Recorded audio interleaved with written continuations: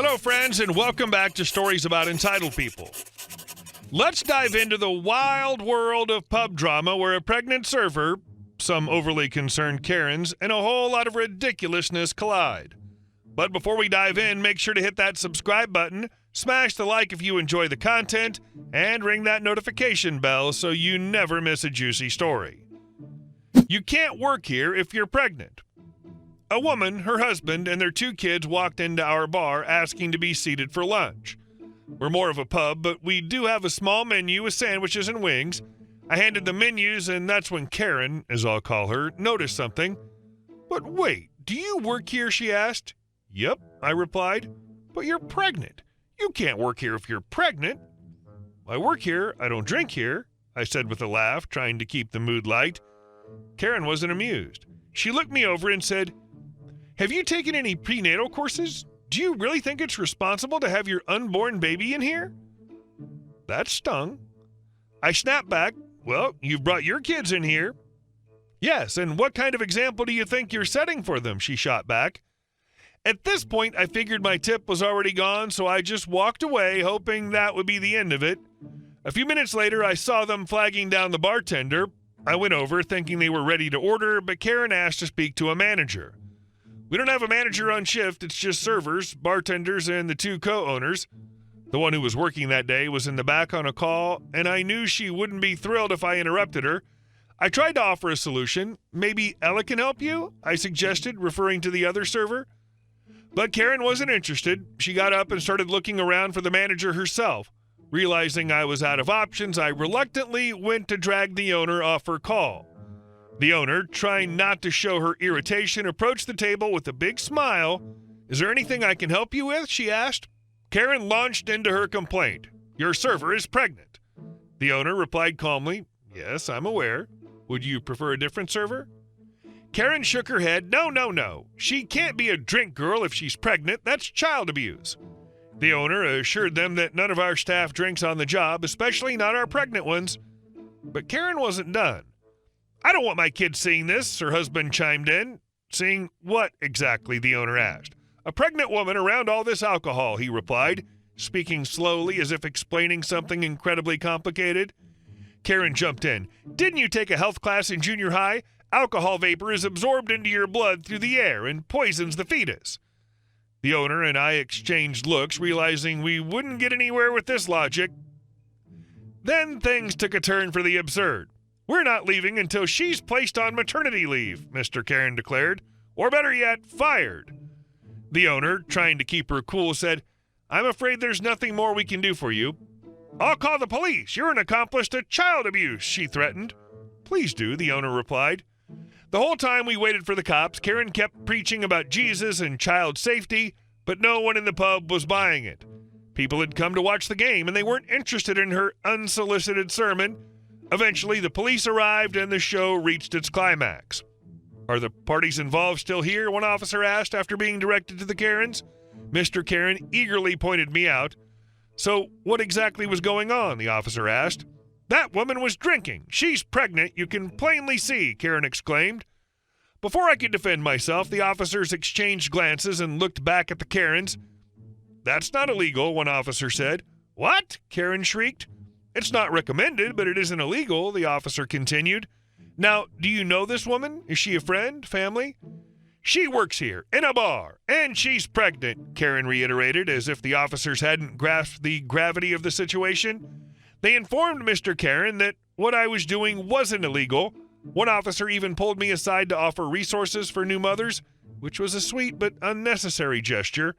Regular patrons who knew me well started defending me, explaining that the Karens had been asked to leave multiple times. After talking with the owner, the officers told the Karens they needed to leave. "This is a public place. I have every right to be here," Mr. Karen argued. "No, sir, this is a private business, and the business owners have asked you to leave," the officer clarified. "This is a disgrace," Karen began again, but the officers had had enough. They guided the Karens outside, with Mr. Karen bumping into tables and chairs as he walked backwards, still yelling. "I'll be contacting the authorities about your liquor license," he threatened, banging into one last chair. "I want badge numbers. We're not done here." As they were escorted out, one of our regulars mentioned that the Karens were ticketed for parking in a handicap space. Unsurprisingly, they later filed a complaint with the liquor authority, but we passed the investigation without a hitch. My boss asked me to keep quiet until it was all settled, but now that it is, I just had to share, still laughing about it. I don't know what the Karen's problem is. The baby's like a natural air freshener. It filters the alcohol until only clean air is left. And our second story. The credit union wants my money. Back in 1993, I finished my enlistment with the U.S. Navy. Since I was leaving active duty and saw no reason to leave the account open, I closed my account with the Navy Federal Credit Union. I made sure there were no outstanding charges left owing, emptied the account fully, and closed the account. I then flew home to the States. I was in Japan at the time and essentially forgot about the account. I was only in the States for a few months before I moved to Australia. Fast forward about 3 months later, and my parents forwarded some mail to me. One of the items they forwarded was a statement from the Navy Credit Union that states that my account balance had dropped below a certain level. I believe the balance they had listed was 25 cents. I don't know where that came from, but they thought I had left that amount in my account. I have a limited time to deposit money or I'll receive a fine of $5. I sent a letter to the bank informing them that I had closed the bank prior to separating the previous year, and this was obviously a clerical error, and asked if they could please correct it. Then I sent the letter and promptly forgot about it. Fast forward about 6 months, and my parents send me another statement from the credit union. Apparently, they didn't believe my previous letter, as over the previous several months, they had been accruing fines on the account. At that point, they stated that I owed $25 in arrears, and that if I didn't deposit a minimum amount, I would continue to accrue fines. So I printed off the previous letter and added an addendum stating that as I had closed the account and the fines were levied well after the account was closed, that I was not going to pay it, so they may as well just close out the account they think I still had open. I also told my parents to open any mail I received at their place and only forward it if they thought it was important. Fast forward a year later. I've just come home to the States after being overseas for almost 2 years. When I get home, I walk into my room and find a stack of statements from the Navy Credit Union. By that point, the amount I supposedly owed was around $150. As there was no local branch, I called the nearest branch to me, which I believe was in California, approximately 1,500 miles away. When I finally got a person on the line, I proceeded to explain the whole story. I explained there was no way on earth that I was going to pay for their screw-up, and they needed to fix it. The woman I talked to was very apologetic and said that while she could see from the computers that my account had not been accessed for almost 3 years, she could not find a record that I had closed my account. I offered to send her a copy of the receipt I was given when I closed the account. Her response was that since the account was opened in Japan, the only people who could rectify the error were in Japan. She advised me to just bring the account up to date, i.e. pay the fine, and if an error was discovered on their part, they would reimburse me. Essentially, I told her this would not be happening, to which she informed me that not paying would only continue to accrue a fine until it was passed on to a collection agency. In 1996, I emigrated to Australia and have been here ever since. According to my parents, they stopped receiving the statements around 2010, by which time the accrued fine was in excess of $1,000. Don't know the full amount, I stopped paying attention to it. Maybe someone finally updated their systems and discovered that they had been harassing me for 17 years. To date, I've never been contacted by a collection agency, nor have the IRS chased me down. I wonder how much it cost them to send all those letters, all the postage and paper. And our last story. The Kens in my neighborhood. I lived in a certain neighborhood from 1958 to 1994, with close ties to the others, and we had our share of Kens and Karens. In 1986, a house was built across the street from us, and several owners came and went. One of the owners was a Ken from the word go. This entitled jerk would walk around the area, walking into people's yards and looking over the fences. He would then call and make false complaints to the city about having violated the ordinances in regards to having too much garbage, a problem dog, unpainted home, boats he felt should not be in the yards, on and on and on. He trespassed on private property, argued with people that he had the right to do what he did as he owned property in the area. He went to meetings at City Hall and complained about the kids leaving their toys on the side of the road. There were no sidewalks on the beach or along the roads around the beach area. I saw him go into my dad's yard through a closed fence gateway. He argued with people and told them he had the right to do what he wanted to do and knew people who could clean up the neighborhood. He stated, "I don't like the look, and I'm going to change that."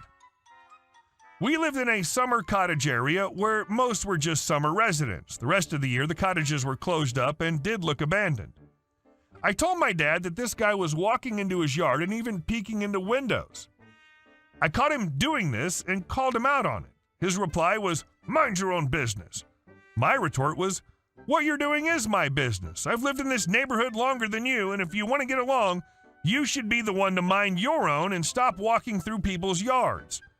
Now, mind you, he just bought a new raised ranch that was an oddball in the area and didn't seem to fit in with the bungalows and cottages that were all over the area.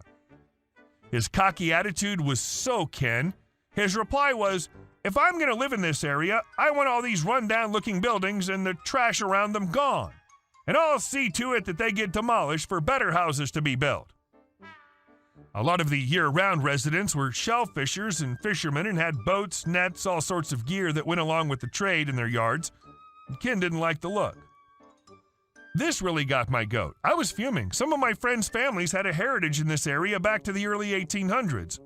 The home I had belonged to a well-known person who built it in the early 1800s and was first recorded in 1893. The hotel off the beach was being recorded in 1833. How dare he insult the antiquity of this quaint little area? All of us were related in one way or another. We were close friends and looked out for each other. All I said to this self-entitled person was, "Try it and see what happens." By the end of the following summer, he'd been driven out by us finding a weak spot. I'd walked by his house and heard the woman crying and then a loud "shut up," a smacking sound. I called the police and they promptly sent someone to that address. They must have found bruises on the woman because next thing I knew, I never saw her again. And Ken moved out. That's the sort of person you don't need in a heritage area. They're looking to take over plots of land, modernize, drive prices up, and then build, and sell and move out, leaving the local population unable to afford the homes which are now second homes for rich city people. Hey guys, thank you all for watching the video. I'll see you in the next one.